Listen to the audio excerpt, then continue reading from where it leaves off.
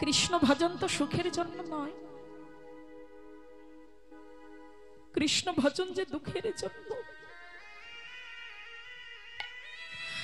ভগবান বললেন যে করে আমার আশ আমি তারই করি সর্বনাশ, যদি না ছাড়ে পাস তার হয়ে আমি দাসের অনুদাস।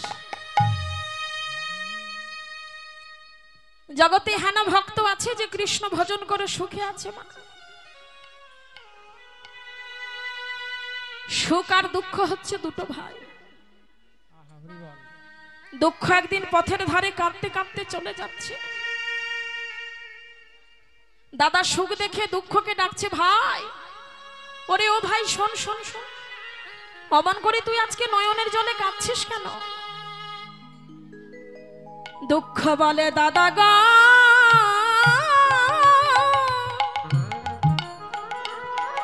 দাদা তোমার নাম হচ্ছে সুখ, তুমি কত সুখী।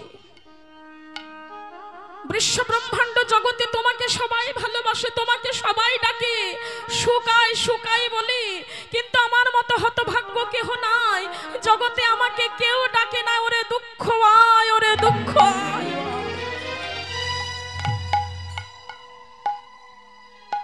দুঃখ ভাইয়ের কথা শুনে সুখ বলছে, ভাই রে জগতে আমাকে ডাকে কারা জানিস? জগতে যত বোকা মানব আছে জগতে ডাকে আমাকে তারা, আর তোকে ডাকে কারা জানিস?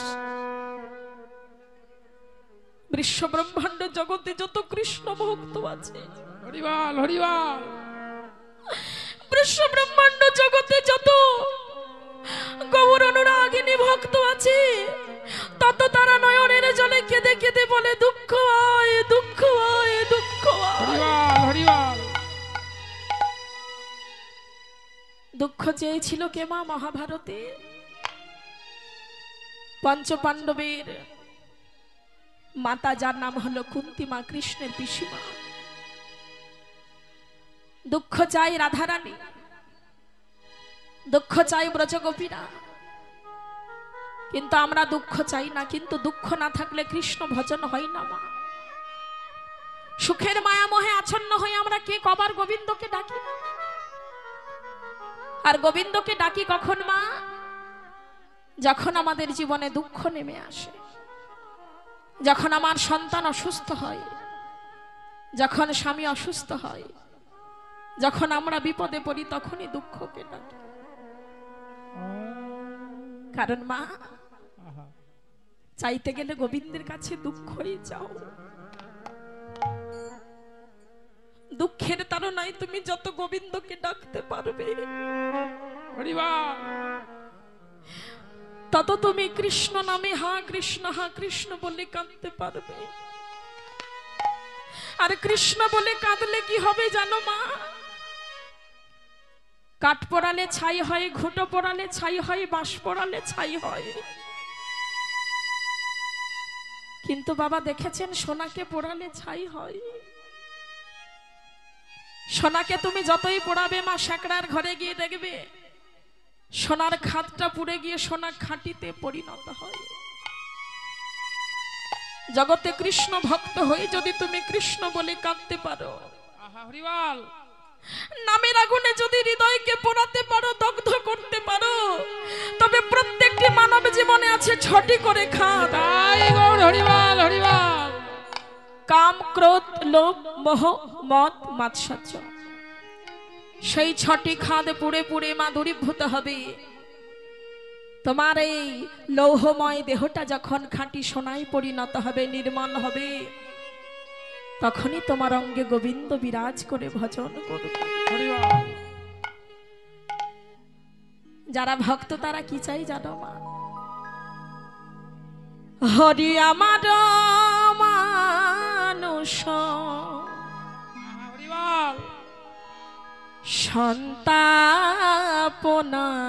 সন্তাপনাশিতে, ইথি যদি তোমার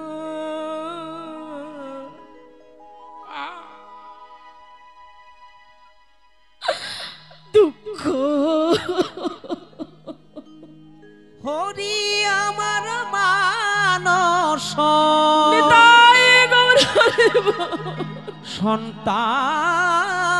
সন্তাপনাশীতে ইথে যদি তোমার দুঃখ হয় আমার যাহাবার তাই হবে আমার লাগি কেন তুমি দুঃখ পাবে আমার যাহবার তাই হবে আমার লাগি কেন তুমি দুঃখ পাবে তুমি সুখে থাকো সুখময় ইথে যদি তোমার দুঃখ হয় হরি আমার মানস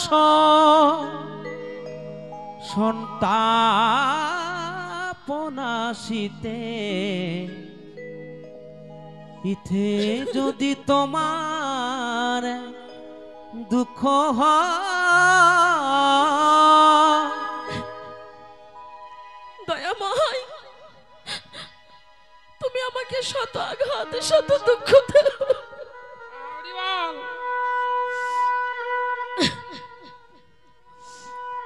কারণ আমাকে দুঃখ না দিলে আমি তোমার নামে কাঁদবো কি করে কিন্তু তুমি তো ভক্তের দুঃখে দুঃখী আমাকে দুঃখ দেওয়ার বিনিময়ে জানা তুমি দুঃখ পেও না তাই গৌর হরিবল তুমি আমায় ফেলে একা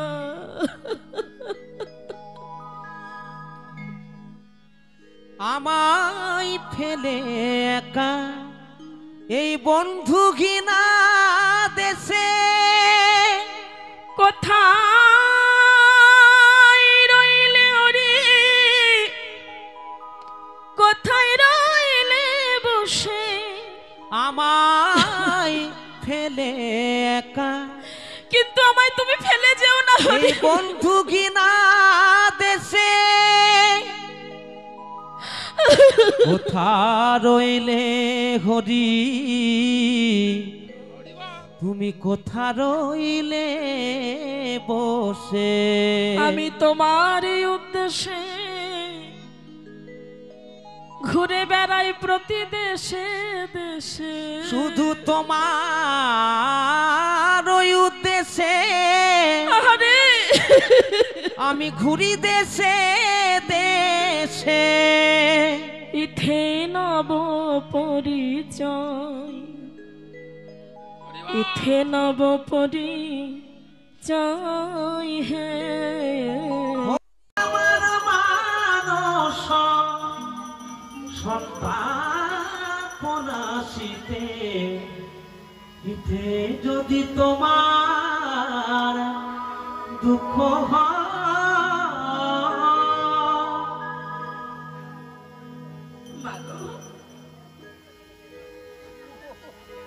চাইতে গেলে গোবিন্দের কাছে দুঃখ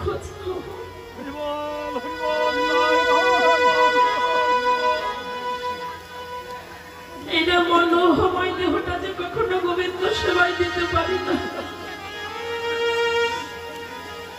অন্তত যদি একবার কৃষ্ণ বলে মানবকুলে জন্মগ্রহণ করে যদি কাঁদতে পারি প্রভুর কৃপা হবে মতো হতে পারে তারে দয়া হলেও তো হতে পারে না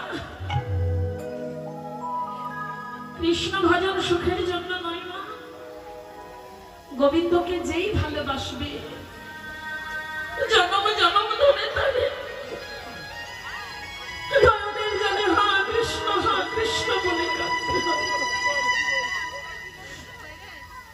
রাধারানী বসে কাঁদছে আমার সময় এসেছে ললিতা বিশাখা রাধে তুই কাঁদছিস কেন ললিতা দি ললিতা ওই পূর্ব রাগের প্রথম দিনে যেই দিন এই রাধার উদ্ধব ক্ষেত্র জেনে বৃন্দাবনের প্রসিদ্ধ চাষী ওই কৃষ্ণ নামের দুটো অক্ষর আমার কর্মে দিয়েছিল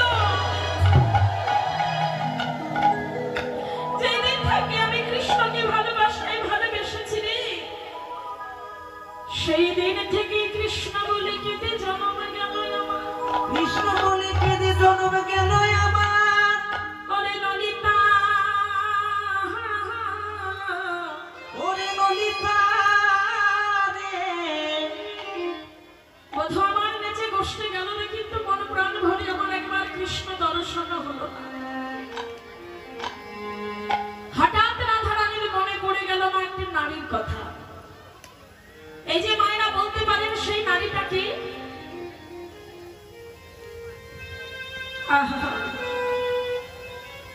সেই নারীটাকে বলতে পারেন মা, জগতে অভক্ত হলেও আস্তে সেই নারীর যদি নাম করো, সেই নারীকে যদি প্রত্যেকদিন স্নান করাও, তাহলে সেই নারী পারে তাকে ভগবানের কাছে পৌঁছে দিতে। কে সেই নারীটা মা? বাহ, সেই নারীটা হলো আমার সখী, আমাদের প্রিয় তুলসী। তাহলে মা, এই যে তুলসী, কণ্ঠে তুলসীর মালা পরে প্রাণ ত্যাগ করলে কি হয়? শাস্ত্র বললেন লক্ষ লক্ষ টাকার হার পরো তোমরা সোনা, কিন্তু তুমি মরলে তোমার দেহটা পড়ে থাকবে ওই সামান্য একটা 2 ভরির হার নিয়ে, তোমার ছেলে ভাগ বসাবে কি, তাই তো? কি মা, কিন্তু কণ্ঠে তুলসীর মালা পরে যদি কেউ মরতে পারো, শাস্ত্র বললেন সে মহাপাপী হলেও ভগবান তাকে নরকে দিতে পারে না, ভগবান তাকে বৈকুণ্ঠবাসী করে এবং সেখানেই তার পাপ পুণ্যের বিচার করা হয়। তাহলে অন্তত তুলসীর মালা পরে মরতে পারলে আমাকে নরকে যেতে হবে না, নরকগামী হতে হবে না। তুলসী বৃক্ষকে যদি আমরা প্রত্যেকদিন স্নান করাতে পারি এবং তুলসী পরিক্রমা করে 7 বার না পারলেও 3 বার তুলসী পরিক্রমা করে তুলসীর সেই গোড়ার মাটি নিয়ে যদি তিলক করতে পারো, কঠিন একজন অভক্ত হলেও তুলসী তাকে একদিন না একদিন ভক্তে পরিণত করবেই করবে। আর যদি তুলসীর বন্দনা করতে পারো, আপনি বৃন্দাবনে যেতে পারছেন না, প্রত্যেকদিন তুলসীকে জানান, তুলসী আপনাকে কৃপা করে বৃন্দাবনে নিয়ে চলে যাবে। নমো নমো তুলসী কৃষ্ণ প্রেয়সী, রাধা কৃষ্ণের সেবা পাবো এই অভিলাষী। যে তোমার নাম লয় তার বাঞ্ছা পূর্ণ হয়, কৃপা করে করো তারে বৃন্দাবনবাসী। এই নিবেদন ধরো সখী অনবত করো, সেবায় অধিকার দিয়া করো নিজ দাসী। দিনও কৃষ্ণ দাসে কয় এই যেন মোর হয়, শ্রীরাধা গোবিন্দ প্রেমে সদাই যেন ভাসে। তাহলে মায়েরা প্রত্যেকদিন স্নান করে কিছু করুন বা না করুন, স্নান করার পরে আগে সূর্য প্রণাম 3 বার, তারপরে তুলসী বৃক্ষে জল দান, তুলসী প্রণাম, তুলসী 3 বার পরিক্রমা করে ওই তুলসীর গোড়ার মাটি নিয়ে একটু লড়াতে দেবে। তাই আপনার দেহে যদি কোনো বড় ব্যাধি হয়, সমস্ত ব্যাধি বিশ্বাসে যদি তুলসী সেবা করতে পারেন, তার বিরাট ব্যাধি দূরীভূত হয়ে যায় ওই তুলসীর মাটি যদি লড়াতে তিলক করতে পারেন। তোমা রাধারানীর মনে পড়ে বলে এমন একজন সখীর কথা। রাধারানীর মন বড় চলচল কৃষ্ণ ভজনের জন্য, কৃষ্ণ দর্শনের জন্য। তাই এবার রাধারানী কি করলেন মা? ডাক দিলেন, পরে তুলসী রে, ওরে তুলসী রে, ওরে তুলসী রে, ওরে একবার দেখা দে, ওরে তুলসী রে, একবার দেখা দে। এমন সময় মা তুলসীর আগমন হয়ে গেল। ভক্ত শিরোমণি দেখেছে তুলসীকে না এসে থাকতে পারি, আর এমন সময় তুলসী ডাক দিল, রাধে, আরে ও রাধে, আরে ও রাধে। সখী এসেছি সায়া, আমার পাশে এসে একটু বস। বাবা বড়তাল বলবো, শুনবেন না? ছোট্টর মধ্যে নিয়ে যাবো, করবো? আচ্ছা, কারণ পদাবলী কীর্তনের প্রধান অংশ হচ্ছে বড় তাল। প্রত্যেকটি পদের মধ্যে একটি করে তাল দিয়েছেন পদকর্তারা, কিন্তু আমরা গাই না, বা প্রত্যেকটা কীর্তনীয়রা গাই না এখন তাল। কিন্তু বাবা তালগুলো না গাইলে অন্তত আমার যে কীর্তন জগতের শিক্ষাগুরু এবং বৈষ্ণব পদকর্তা জানে, যিনারা তাল রচনা করেছেন, পদ রচনা করেছেন, তাদেরকে অপমান করা হয়। তাহলে আমি আপনাদের কাছে 5 মিনিট সময় নেব।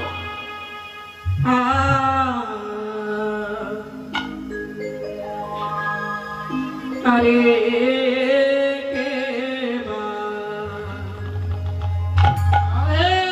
রাধে কা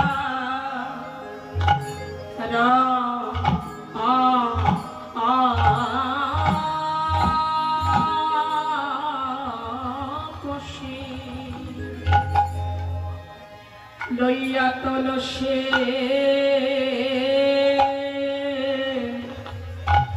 রাধিকার কষি লইয়া তলসে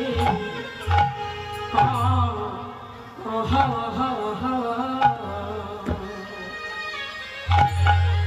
কহে মধুর কথা কথা রে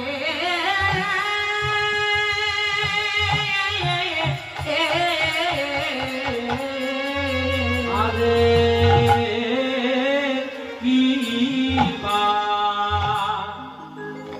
কিবা রাধিকা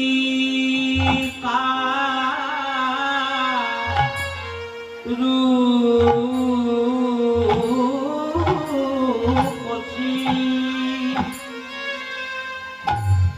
লইয়া তুলসী বাবা বলি হরি ভাই রে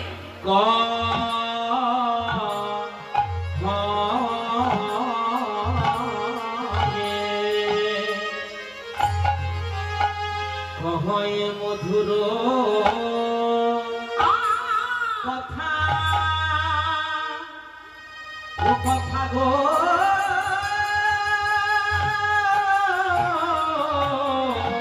তুলসী রে সঙ্গে লয়ে আরে কি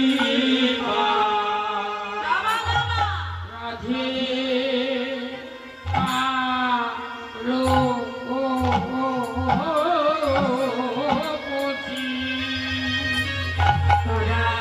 করে যাত সে তোরা ও রে ডাকু লসি মধুর কুশল নিয়ে আইলো পরাণবোধ কেমন আছে রাজা মধুর কুশল নিয়ে আই গো আমার পরাণবোধ কেমন আছে আমার মধুর কুশল নিয়ে আই গো